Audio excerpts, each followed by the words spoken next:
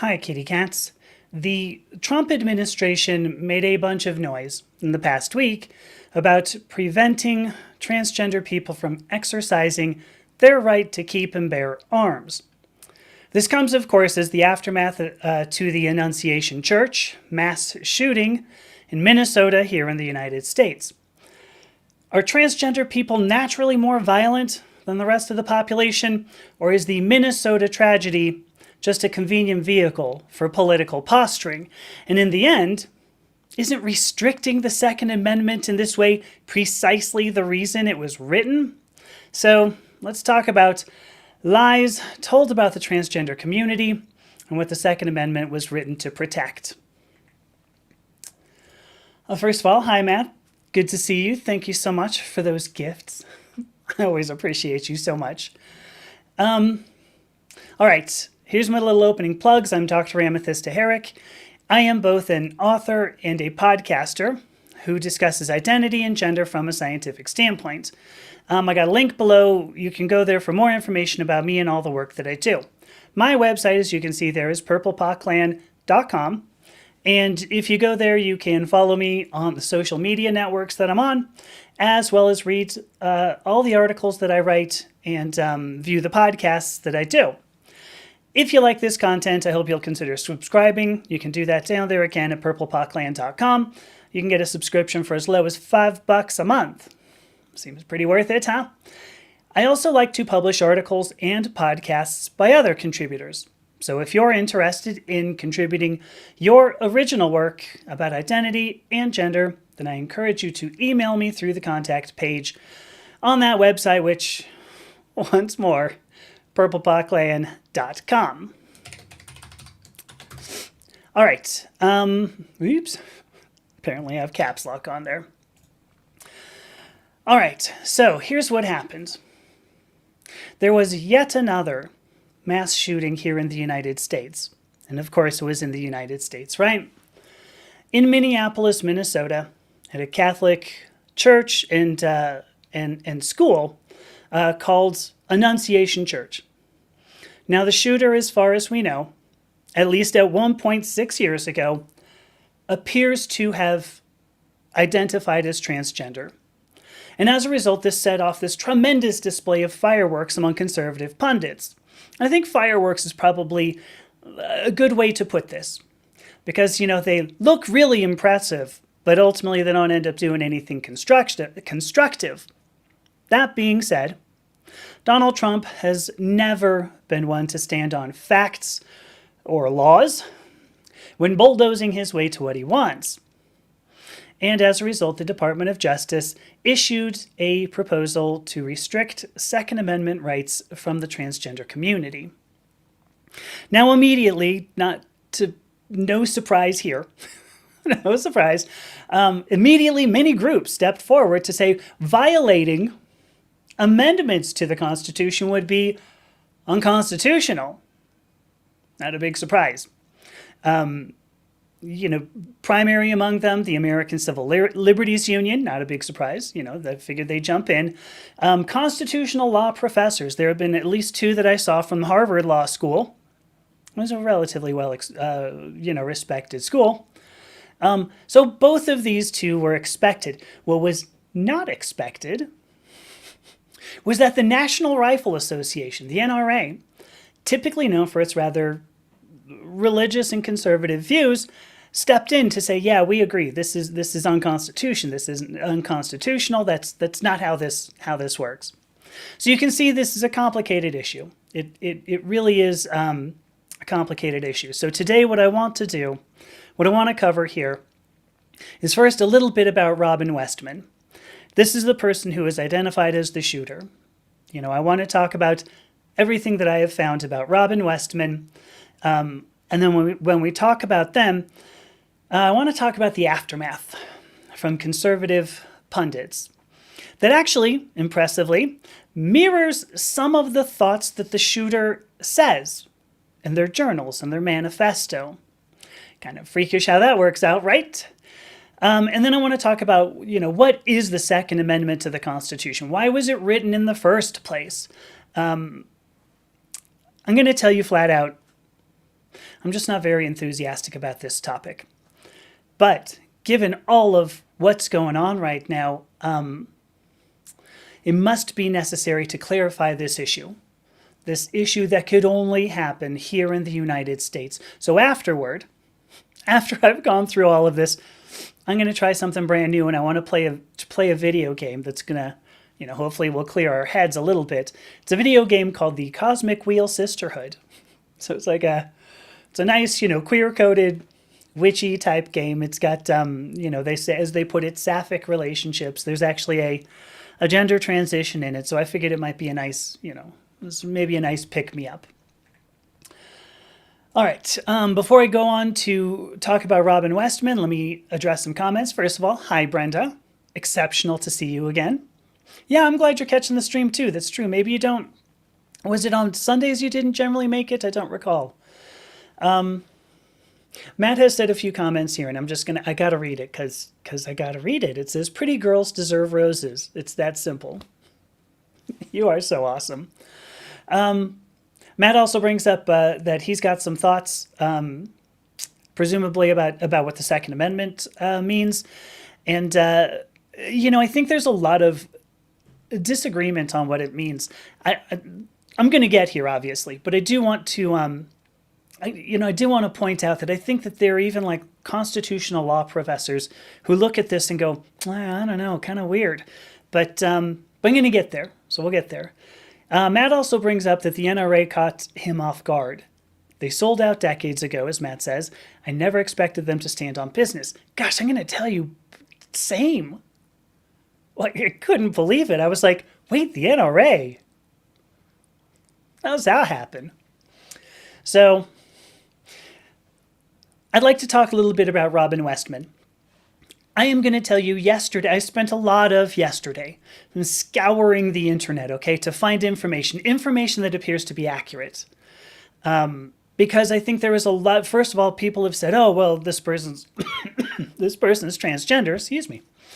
This person's transgender, and then went on to make a bunch of comments that I think were, conjecture more than anything. So I scour the internet. I'm looking for like things that come from police, records, investigation of the journals that Robin Westman left behind, the videos that Robin Westman left behind.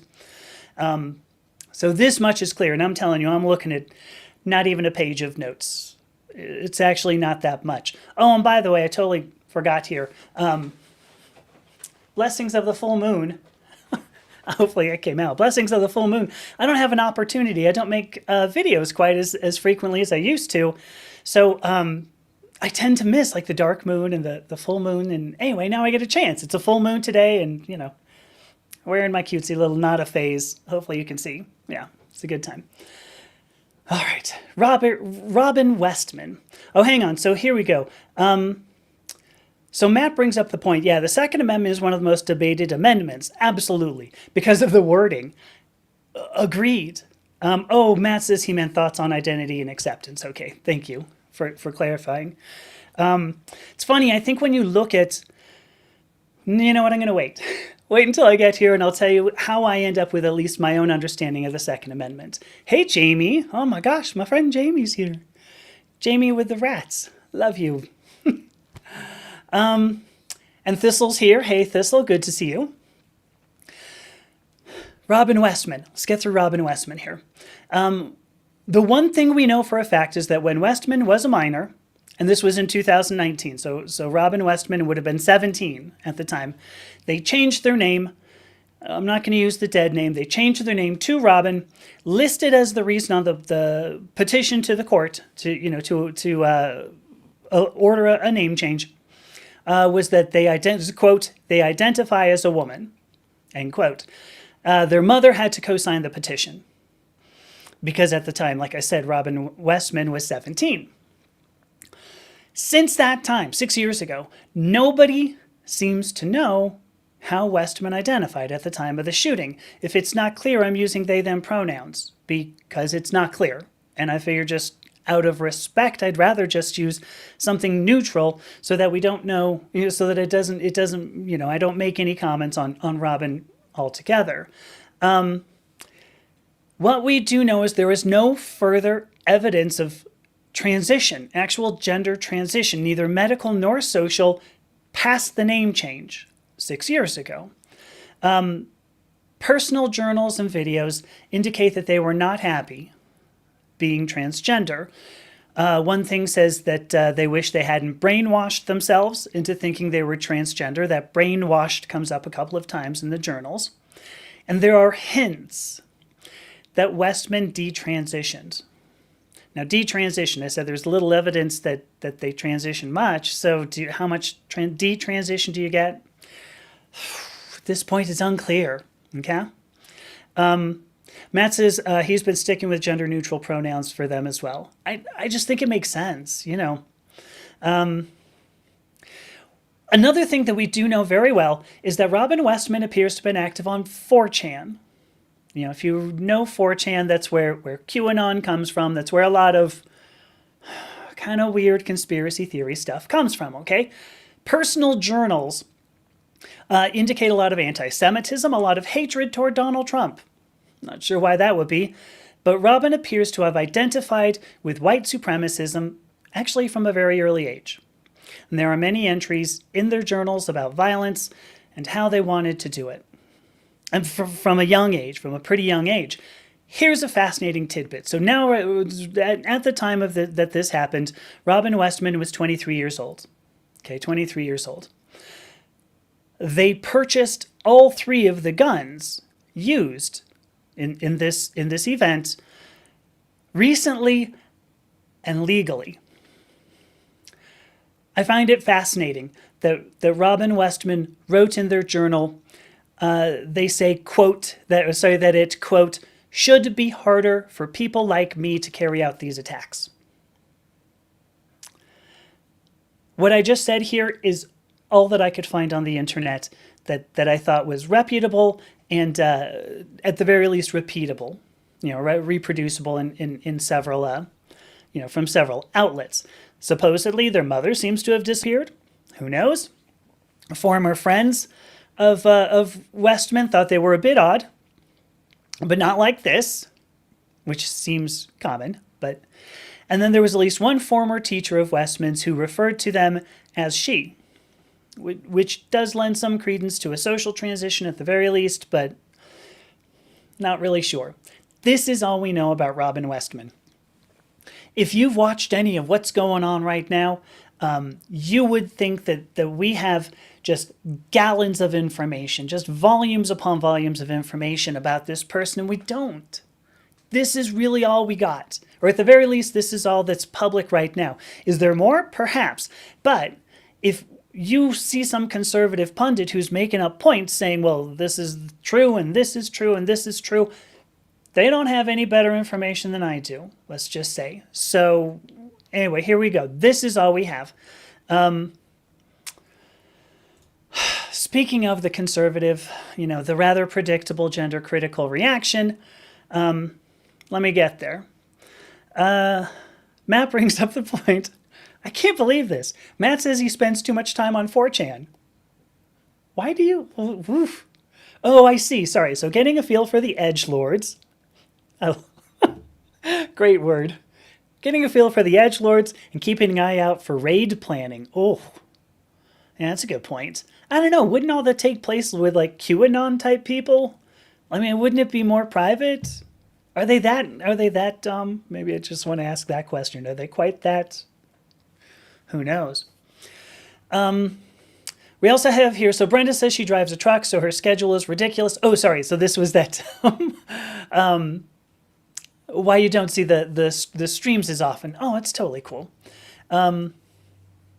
Here we go. So let's see. Brenda also says that her personal opinion is that a dying animal is dangerous and conservatism is dying. What a good point. You know, what a great point. Yeah, like a cornered rat, right? And then Matt actually says it's not just conservatism. Actual conservatism is a form of liberalism. That's really interesting. You know, what we have now, Matt says, aren't conservatives, but right-wingers. Yeah, it's a good point. All right. This is going to be distasteful. The predictable reaction. Conservative pundits called this, and I quote, yet another transgender mass shooter. Now I could list statistics. Actually, you know what? Yeah, let's list statistics, okay? One pundit has claimed that there were 4 transgender mass shooters since 2018. What this pundit failed to point out is only one of them was actually confirmed transgender. So 1 in 7 years. What the pundit also fails to note, which is kind of important, is that since 2018, there have been 4,100 mass shooters in the United States. I want to take a moment to let that sink in, okay? 4,100 mass shooters in the United States in 7 years. That is about 600 mass shooters per year, about 50 mass shooters per month. That's more than 10 per week, which works out to more than 1 mass shooter a day, every day, for 7 years. And of those, incidentally, more than 90% were white, cisgender, heterosexual, typically religious, and conservative men. I don't even really have to do the math here. Even if what we do is normalize all these numbers according to demographic statistics. Okay, let's even say we use the 4. If we even normalize these numbers based on demographic statistics, even if you see that transgender people are represented in these statistics an order of magnitude lower than statistics demographics would indicate, even if you see that white cishet men are actually 3 to 4 times higher than demographic statistics would indicate, none of that matters at all. Because conservative pundits just aren't concerned with stupid things like facts. They have a following to impress with their posturing. The thing is, Robin Westman should have been a conservative dream. They allegedly regretted transition. They possibly detransitioned. They warned their parents. In their journal, they warned their parents, or in a video, one of the two, warned parents not to allow their children to transition. Now remember, again, there's no further evidence that Westman transitioned outside of a name change, but conservatives should have flocked to this person like a savior in white skin. And that's not what we're seeing. No. It's not what we're seeing. Charlie Kirk allegedly posted on social media. Now I saw a headline, image of a headline, and now I can't find it to save my life. But Charlie Kirk allegedly posted on social media that transgender people should be rounded up and detained. Rounded up and detained. Now, if you don't know Charlie Kirk, actually, I happen to have a... oh, it looks like I have to move over here. I didn't do the screen share yet. Cut me one moment here. I happen to have an image of Charlie Kirk. Let me see. Share screens. I can't wait to get to this. Oh, dang, where is it? Oh, this is going to be a bummer if I can't find it. Shoot, I can't find it. Where is that? Here it is. How come it's not here? Share screens. Because it'll crack you up. It cracks me up. I just happen to have a picture here of Charlie Kirk. Picture of Charlie Kirk here. So if you take Butthead, I think, from Beavis and Butthead, and he's all grown up now, right? He's an adult. He's got his braces off. And instead of spouting puerile, misogynistic comments about women in music videos from the relative anonymity and safety of his living room couch, he's now spouting puerile, misogynistic comments about women in society from the relative anonymity and safety of social media. I'm going to move back to this. But that's pretty much it. Charlie Kirk is like an adult butthead with a Twitter account. Charlie Kirk calls for restricting transgender people from owning firearms. Not only does he want us rounded up and put somewhere else, he's also called upon the government to restrict the Second Amendment for the transgender community. And Trump jumped on that bandwagon, jumped right on it. Oh my gosh. Pam Bondi leaned into it, sure, claiming they were investigating because they want to make sure they can keep children safe from gender ideology. Nobody seems to care that Charlie Kirk's suggestion is identical to some of those that Westman made in their white supremacist comments. And nobody seems to care that the vast majority of mass shooters are in these three people's camp. The white conservative camp. So we're going to talk about the Second Amendment, but first I want to take a quick aside to talk about context. But before I do, I'm finally going to look at some comments. I'm trying to blow through this. It's just distasteful. So Matt has mentioned that the 4chaners, they like to raid Reddit and Roblox and Wikipedia. Okay, there you go. Places Matt doesn't want them coming to. Good point. Understood. Thank you for that. Thanks for that clarification. If we go back to here, I got a few comments here. So let's see. So Matt says that right-wing thought is definitely dying out. If it used to be able to survive by masquerading as conservatism, yeah. But now the conservatives are woke leftists. Pretty funny. I almost get a crack out of that. Hi, Genevieve. Good to see you. So let's see. Brenda says, yeah, she tends to call it the MAGA party versus the Republican Party. And I think that's a great way to put that. Thistle brings up, so even among the shooters, I'm just going to show this. Even among the shooters, transgender people make up less than 1% of them. Yeah, it's an order of magnitude smaller. Order of magnitude smaller. I mean, it's pretty crazy. It's pretty crazy. And yes, I do, Thistle says, RIP, yes. I keep seeing, people say, well, our thoughts and prayers will with them. Thoughts and prayers. Oh, fuck your thoughts and prayers. Do some real stuff. Do some real work. Let's figure this out. This cannot be a completely insoluble problem. All right, here we go. So Matt also brings up, in fact, I'm just going to pop this. I'm also going to pop up the other. Yeah, 0.1% to 99.9%. So they're also, so for what it's worth, I said more than 90% because there are actually some women, there are some people of color. They are dwarfed by the proportion that are cishet white men. Transgender people, for what it's worth, the proportion of the global population identifying as transgender is, of course, debated. Among Gen Z, it's closer to 3%, 3.5% or so. And I kind of go, I bet you that's about true. Which means that gender diverse is probably closer to maybe 7, and again, I think that's probably true, which would probably lead us to about 15 to 20% being queer, which I bet you is probably close. So anyway, yeah, your Matt's cishet white male self is 5 times more likely than a trans person to commit a mass shooting. I'm just going to pop that up. Looks like that Cenobite with his mouth wired open. Yeah, the chattery guy. Anyway, yeah, there you go. Yes, Thistle even brings it up. Yeah, the chatterer. I think he's called. Here, let me see. So Matt brings up there was a Republican House rep who was a ringer for Butthead. Oh, gosh.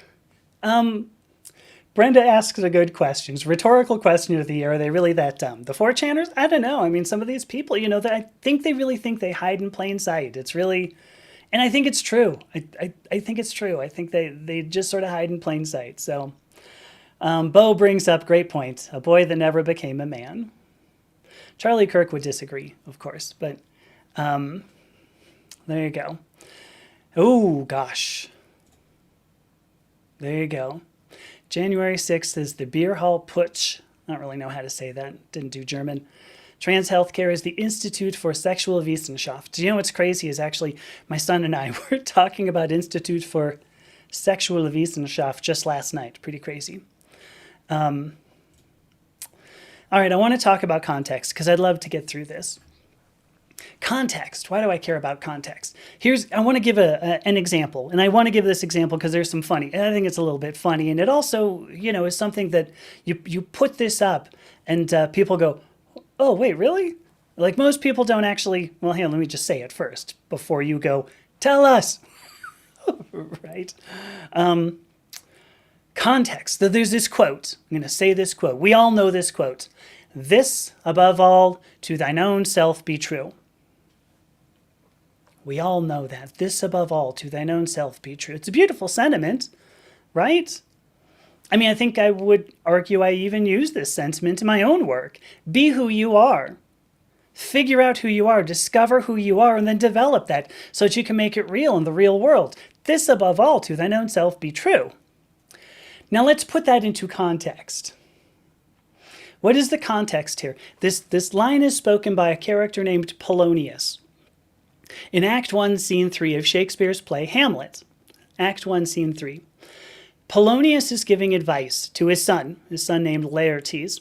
They almost always show Polonius as like this old man. Laertes is like 18 or something, but they're showing this, there's always an old little, Polonius is always this old dude. It's kind of interesting. But he's given advice to his son Laertes, and in that there are such gems as I'm reading this from the little. It's not quite a soliloquy. It's like 30 lines or so, but such lines as "Be thou familiar, but by no means vulgar. Do not dull thy palm with entertainment. Give every man thine ear, but few thy voice. Neither a borrower nor a lender be." And at the end of almost 30 lines of these platitudes, Polonius delivers the line, "This above all, to thine own self be true."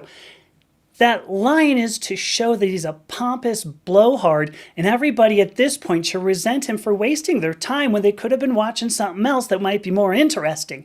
I'd imagine it was kind of noticed for like the people sitting there in the Globe Theater to ready their tomatoes, their cabbages. They're like, okay, yeah, let's get rid of this guy. This above all. What have you been talking about? You get off the stage. And the thing is, too, if you jump forward a bit, okay, if you jump forward a bit, it's two scenes. If you go to Act 2, Scene 2, Polonius drops this gem as he's talking to the king and queen. Since brevity is the soul of wit, and tediousness the limbs and outward flourishes, I will be brief. And I think at that point, the people in the Globe Theater were like, can you give me more cabbages? Here's the point. This above all to thine own self be true is a beautiful sentiment. Absolutely it is. But context is important. You can take one soundbite out of a speech and then make it mean something completely different than what was ever intended. Even this beloved aphorism. It's a beloved aphorism, right? I just want to use that phrase. Beloved aphorism in context means nothing like the way we use it today. So why am I on about context? Because weren't we talking about the Second Amendment? Yes, we were. Good job.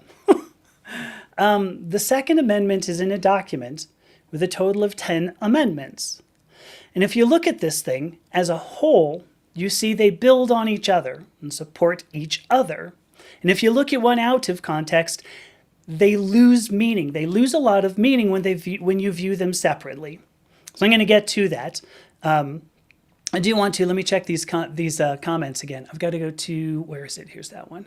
I also want to do a share thing really soon. So here we go. All right, so Thistle says, thoughts and prayers mean nothing when the world around us is in flames and falling apart, and all you can do is get your phone out for some internet karma. I mean, that's all it is. There's a phrase I hate to use, virtue signaling, right? But that's what this is. When you just go, oh, our thoughts and prayers are with them. Thoughts and prayers. Let's see. So Matt also says, honestly, about 3 to 5% seems like where the stable numbers would live for the proportion of global population that identifies as transgender. And I agree, yeah. Absent social pressures, I think probably 5% sounds about right. Here's a fascinating point. Yeah, total tangent, Matt says, but Twitch has the clearest audio and the lowest latency. It's not Bolognius. Close. Polonius. An interesting little tidbit here. So polonium, there's an actinide. Was lanthanide?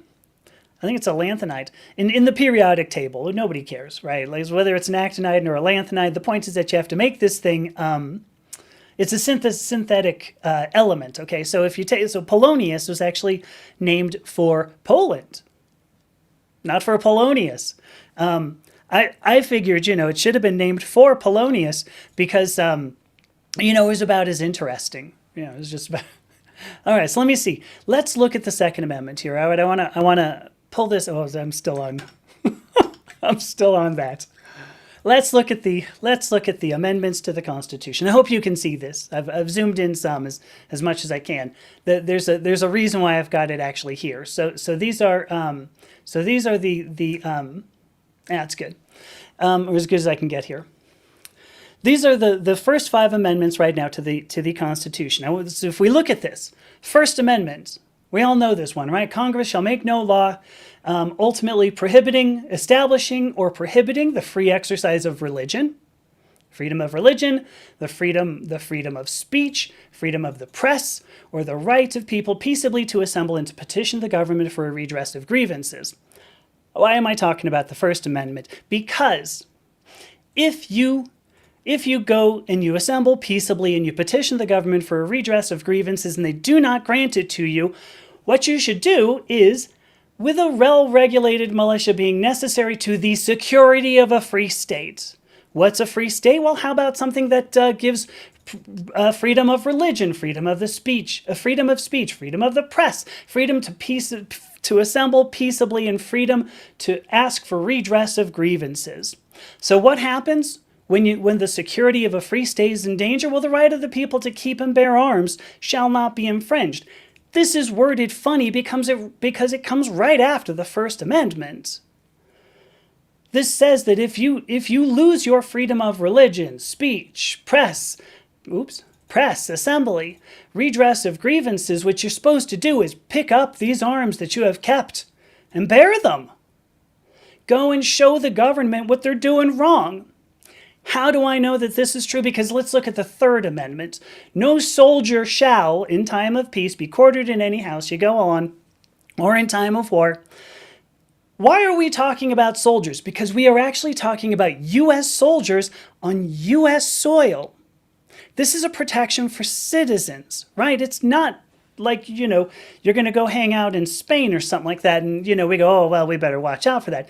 We worry about soldiers, U.S. soldiers on U.S. soil, because we might have to fight for the security of a free state while we're keeping and bearing arms so that we can make sure that the freedom of religion, the freedom of speech, the freedom of press, the freedom to assemble, and the freedom to have redress of grievances is maintained. This is the security of a free state. If you want to go further, we can look at the Fourth Amendment. You have the right of the people to be secure in their persons, houses, papers, and effects. This is no warrant shall issue but upon probable cause. Probable cause of what? That would be a crime, wouldn't it? Why would this come right after soldiers, U.S. soldiers on U.S. soil, marching and hanging out in other people's houses? Because we're talking about maintaining the security of a free state. These people at this point end up being people who may be part of the keeping and bearing those arms to maintain the security of said free state, or it might be the government.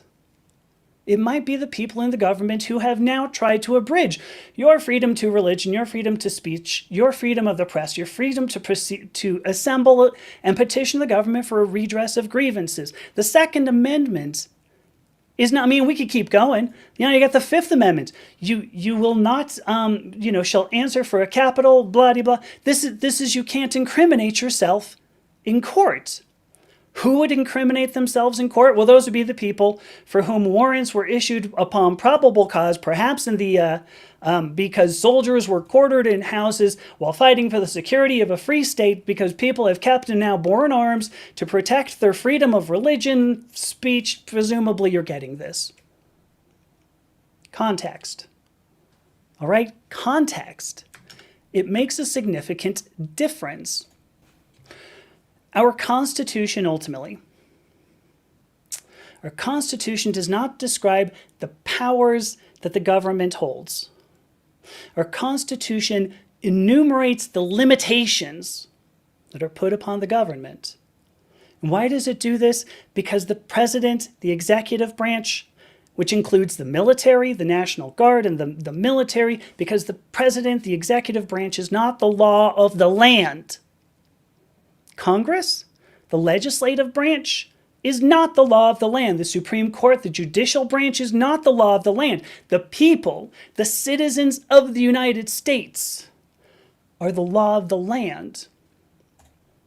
And the Second Amendment says, if we believe the government needs to be reminded of this fact, we have the right to keep and bear arms against them.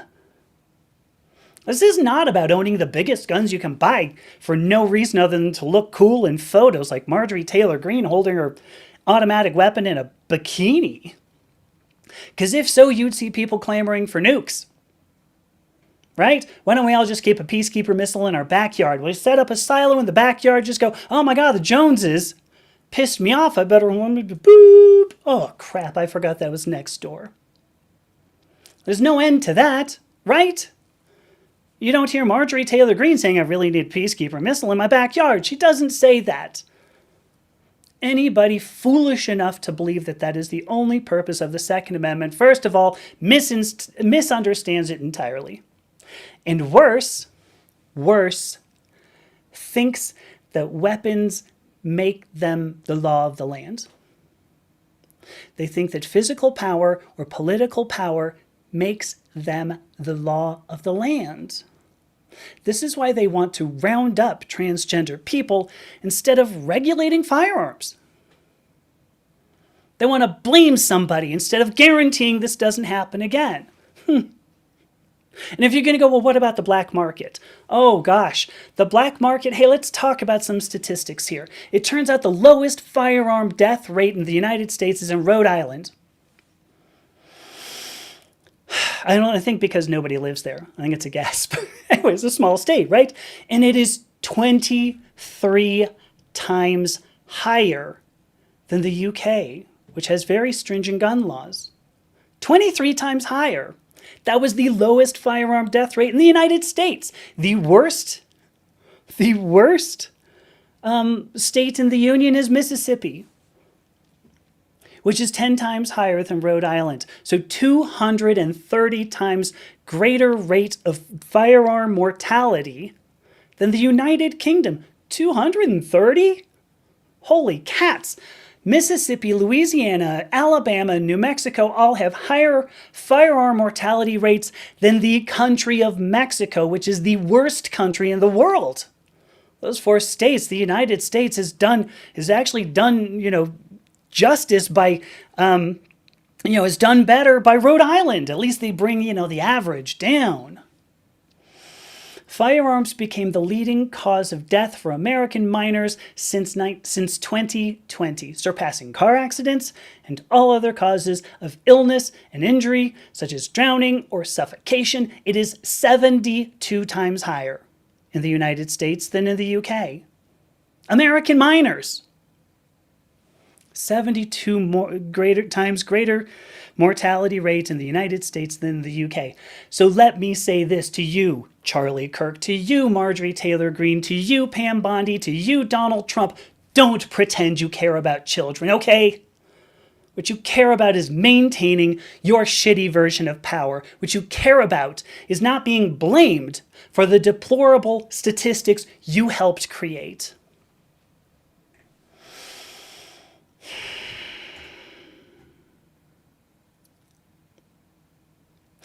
What's the fallout? What's going to happen from Trump's Department of Justice? The Second Amendment was put in place, was put in place to guarantee freedom for all U.S. citizens, right? To guarantee freedom of religion, the press, everything else. Peaceably assemble, petition the government, freedom. If you lose your freedoms, you have not just the ability, but the moral obligation to go and get it back. And any administration that attempts to limit that freedom, attempts to weasel out of redressing the grievances of all parents affected, parents, brothers, sisters, families, everybody, friends affected by the 4,100 mass shooters over the past 7 years. And think about this. It was a conservative pundit who brought this up. Look at this, 2018. Last 7 years, do you know most of that was during a Trump administration? I said in a video yesterday, consistency is not and will never be a defining characteristic of the Trump administration. In the midst of all of this, all of you, I hope, be educated, obviously be careful. These are not people who love humanity. These are people who love power. Let's watch out for them. God, that was distasteful. That was all I had to say today. Yeah. So let me go ahead and address some of these comments here. Matt says that first comment in the Second Amendment has caused so many arguments. The thing is, I just wish we could look at the whole document in context. The idea that we pull them out of context is kind of weird. Because when you look at the document, the actual document, it's not like it says First Amendment, and has it like with a section and it's, we've put it into that, the web page I showed, puts it like that. But, the document itself is like somebody just wrote some shit down. They're like, well, Congress shall make no law. How'd it go again, Jimmy? I go by James. Okay, whatever, James. How'd it go, Madison? James. Okay, how'd it go? I don't know. It was in order to form a more perfect union. No, it's I'm in the wrong place. All right, here we go. What else do we have here? Probable cause of being a trans immigrant. If you're an immigrant, so here's one of the things. I don't know how we're saying immigrant. If we are talking about somebody who has acquired citizenship, or at least getting toward citizenship, yeah, then you're covered by that Fourth Amendment, which is part of the United States lovely way of sometimes just dumping on people who haven't quite gotten citizenship now, isn't it? Here we go. Matt makes a great point. I'm gonna inject the other comment in here. Matt says probable cause for being anything but a straight Christian white man. yeah. So let's see. So Matt brings up the photo of from Marjorie Taylor Greene with the automatic weapon and the red, white, and blue bikini. Matt saw the photo and she looked anything but cool. Good, great. Yeah, very true. I think if you do this, so Thistle, if you do buy a farm and keep peacekeeper missiles in the grain silo, because apparently you can actually buy, all kinds of stuff from the United States. Trump seems to have some sort of like a yard sale going on, If you do that, at the very least, Charlie Kirk will probably, think you were cool. So there you go. Oh, a couple of things. So here, yeah, Mississippi is the worst state. I do appreciate this. Who's ready to go? Oh, there we go. I got a little riled up, didn't I? I did get a little riled up. I probably at the end of it, I should have been giving a military salute, although I don't know how to do it. I should have had the flag waving behind me, somebody with a couple of drums and a pipe or a fife, whatever. Then oh no, that was Dixie. Oh, sorry, folks. whatever, Yankee Doodle.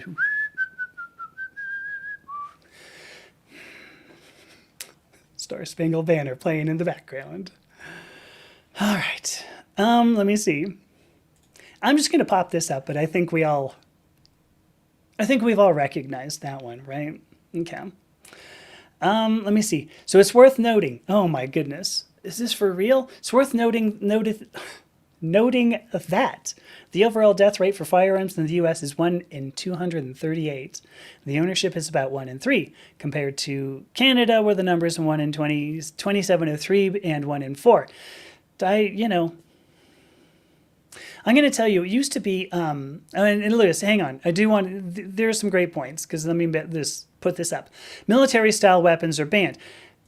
Bisha Moten, and I'm sorry, I don't actually know, I'm not recognizing your name, so if I'm saying this improperly, I apologize. Military-style weapons is a misnomer. If that was a real thing, the knives and swords would be banned. Okay, that Second Amendment says keep and bear arms. It doesn't say firearms. Like, what are arms? These are what weapons? Only weapons. Knives, swords, pitchforks. You got a club. Pick up a zombie arm and start hitting somebody with it. I mean, this is, what does that mean? That actually was keeping and bearing arms. You're like, look, not only do I have a really good pun, I'm also following the Second Amendment.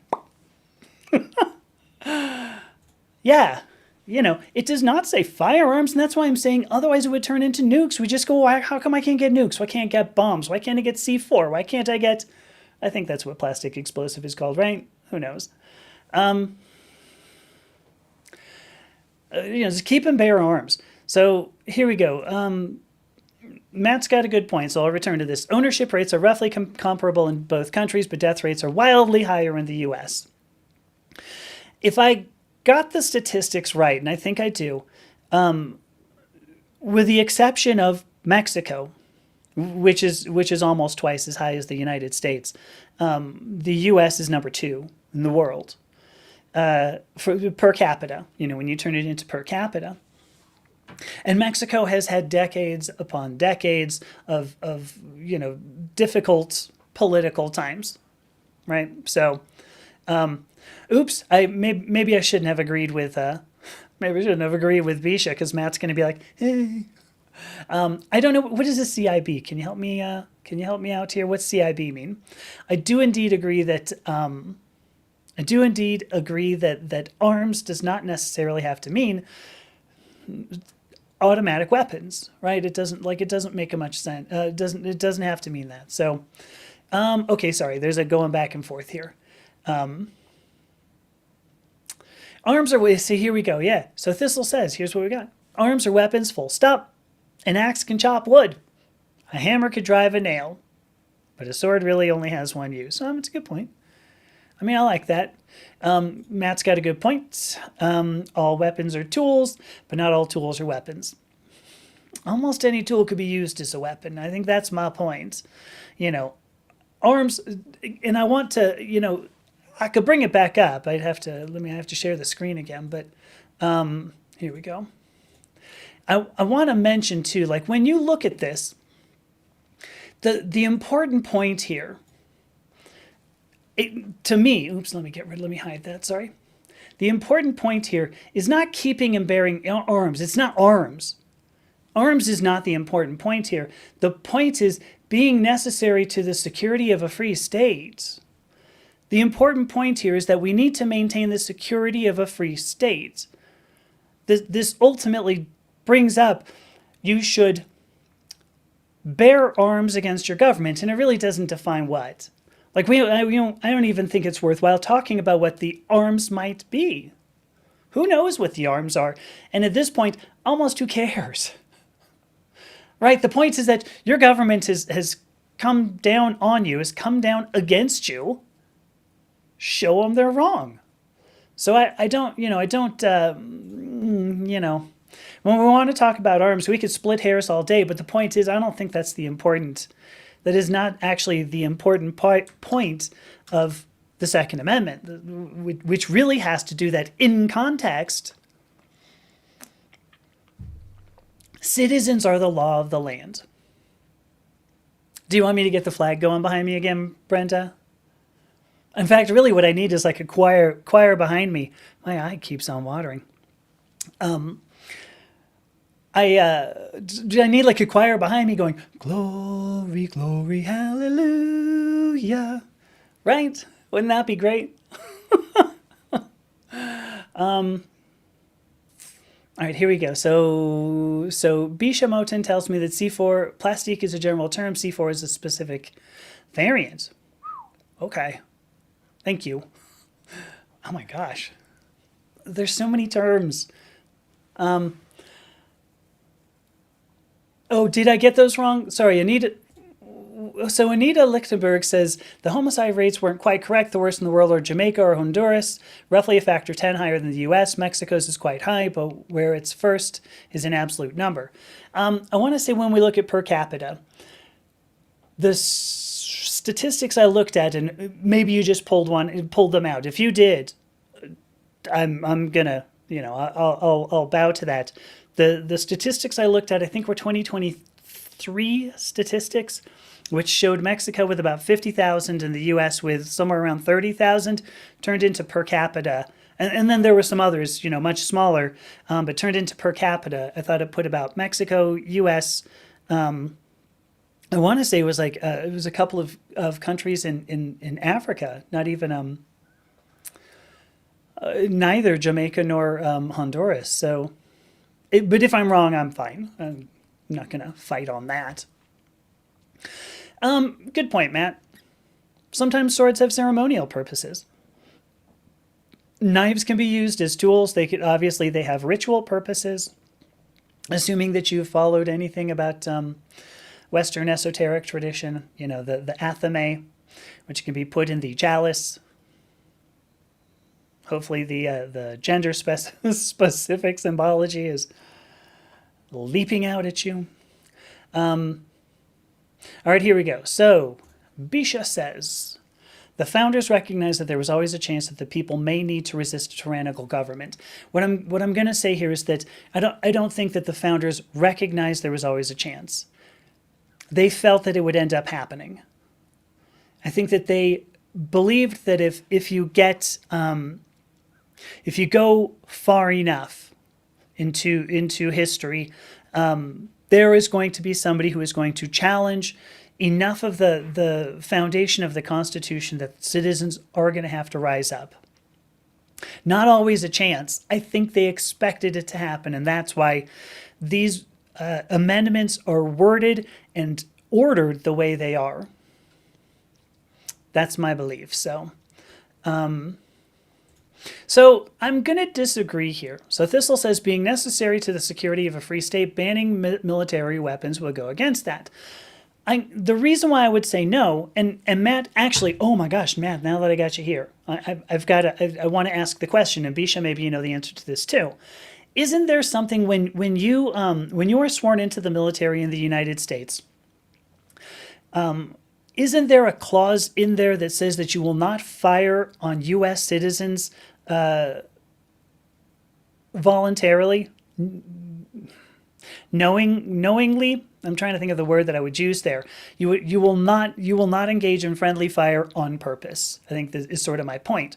So, banning military weapons would go against that. The point is that if the citizens rise up, because of the way that the military has been, what's the word for that too? Is it conscripted? Is that the right word for the? I don't know. The way the military is organized, the executive branch would not be able to use the military in order to protect itself.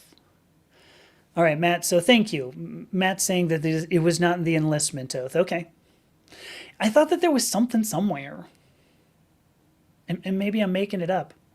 If I'm not making it up, if I am making it up, that would suck. But I thought the point was that. Not to allow the executive branch, should the citizens rise up, not to allow the executive branch basically to protect the government that has begun abridging freedoms. So, let me see here. So, Oh, there's so much. So Matt says he doesn't agree the second is meant to protect the people from the government. Agree that it can and should be used that way if the government oversteps. I'm curious. Would be interested in hearing your thoughts on that, Matt. I can't come up with any other reason for it. Certainly nothing that would have been salient around the end of the 18th century. Why they would write a further document, because it's a further specification on a rather voluminous document. The Constitution is voluminous and it's not exactly fun reading. You may as well, here's what we should do. We should go find Polonius, drop him a copy of the Constitution and go, here you go, read this. And he will say, but this above all, eat your vegetables, don't be a wanker, and party on, dude. See? It would be great. This is I'm glad that I had the chance to crack up at the end of this, because otherwise I was just like, I hate this live stream. Thank you, Bisha, for saying the statistics do take some time. Anita is now showing me per Wikipedia. Rates per not quite capita. Last available, not all from last year. Okay. All right, good. Thank you for that, Anita. All right. And Matt, maybe you can see this one too. So Bisha says, not specifically, you cannot engage in friendly fire knowingly, but that you will not follow an illegal order. They don't specifically define illegal order. That's tough. That's crazy. Can't deport people without due process. So depends, right? Due process should be covered here with, at least the Fourth and the Fifth Amendment, and I think it's the Sixth that actually calls out due process in particular. Is that where that? No.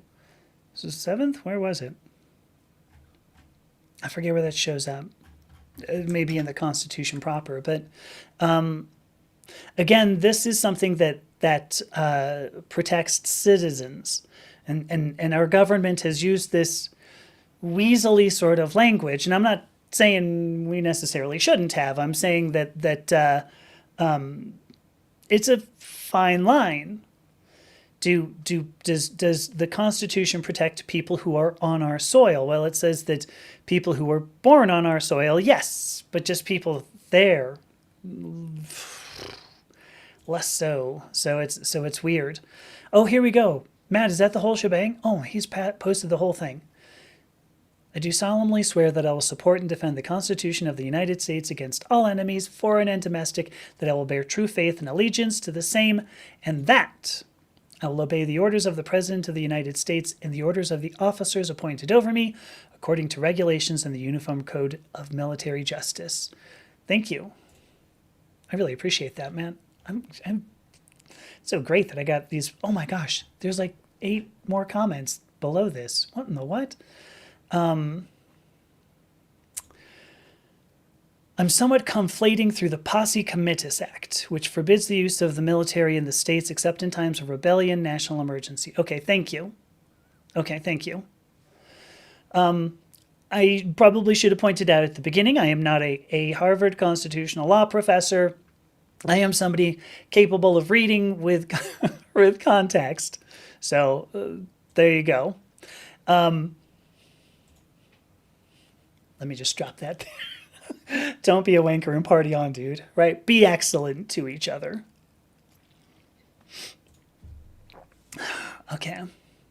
Okay, here we go. Look. So the way they get around... Oh, I just dribbled a bunch of water on myself. I didn't even see that. Hope it wasn't visible on camera. The way they get around Posse Comitatus is using the National Guard, which technically aren't part of the military. Okay. Huh. Interesting. Okay, Anita says, the German Constitution contains the right to resist a government that tries to overthrow the constitutional order. But even that is a matter of interpretation. Oh, I got it.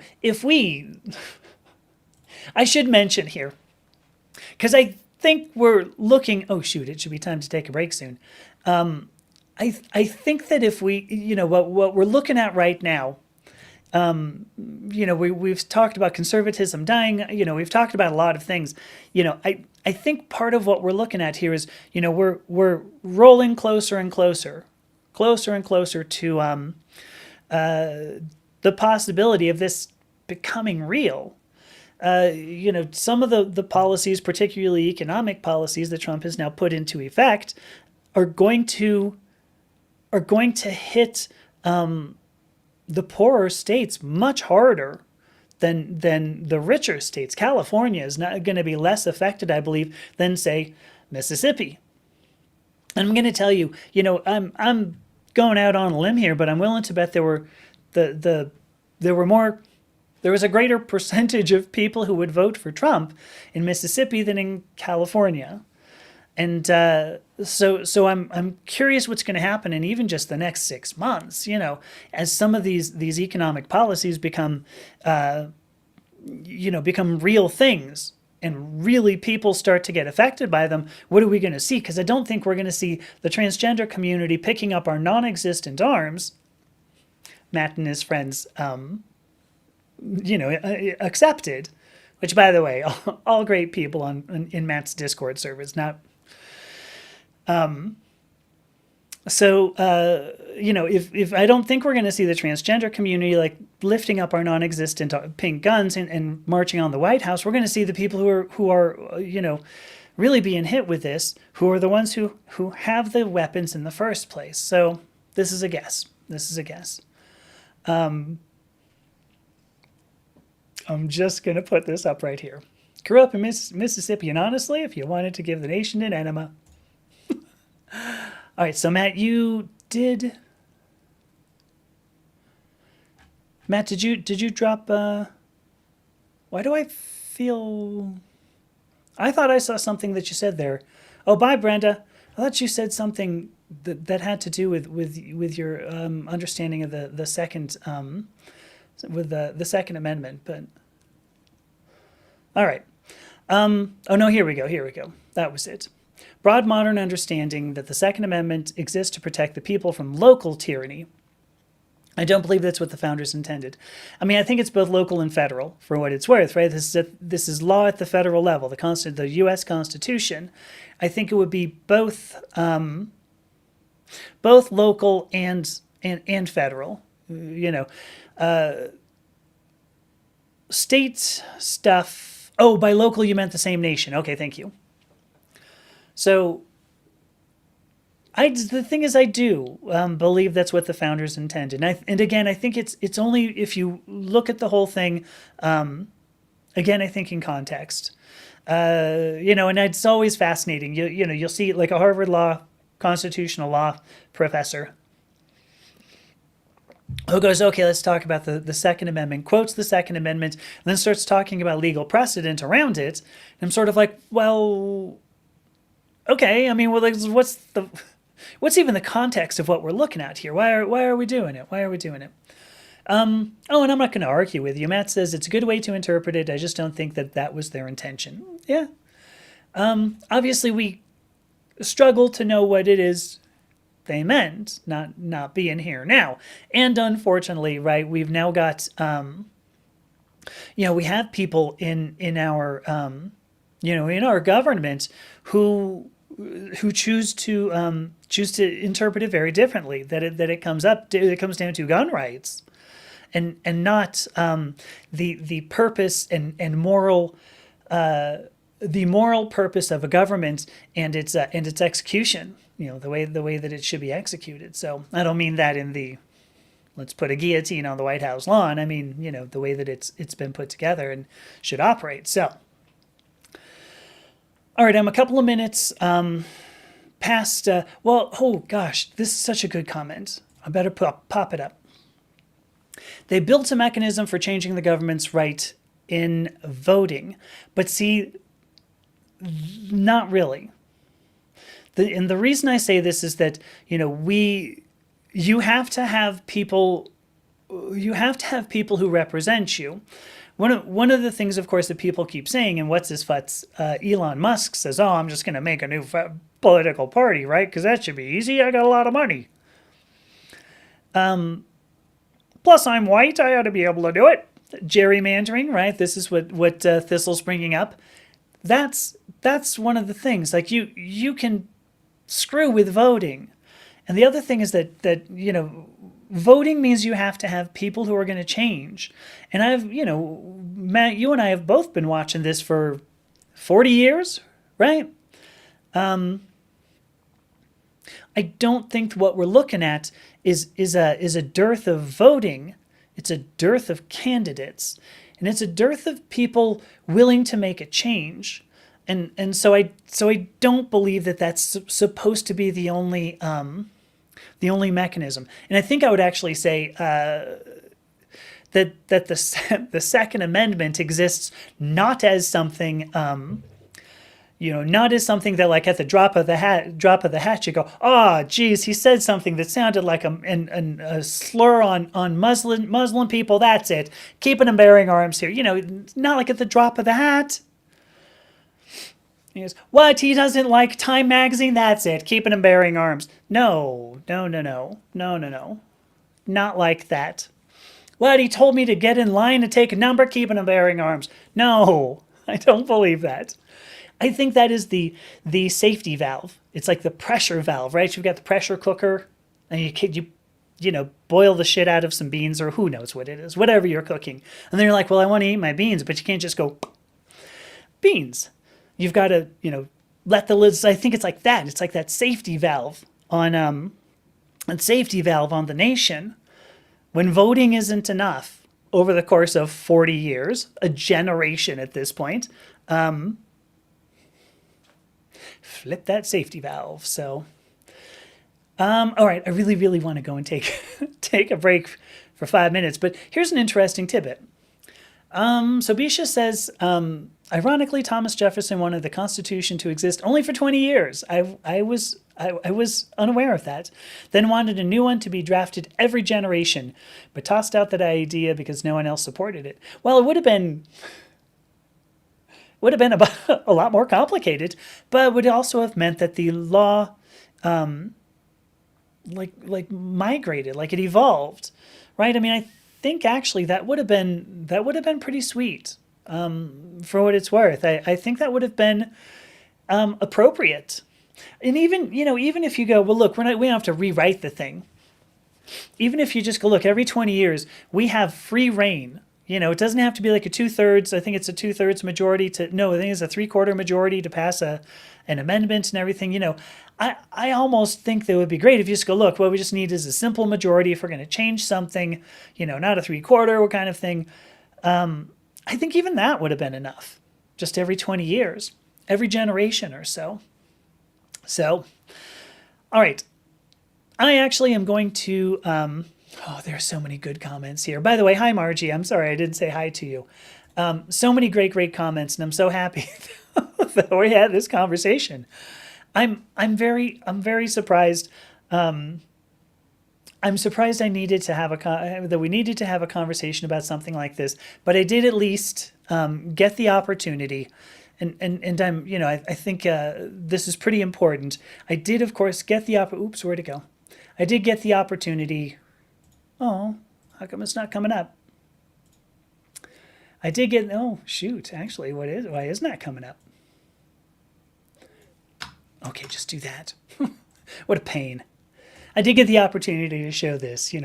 These are my Photoshop skills here. This is why I spend $50 a month on Adobe products. It's right there.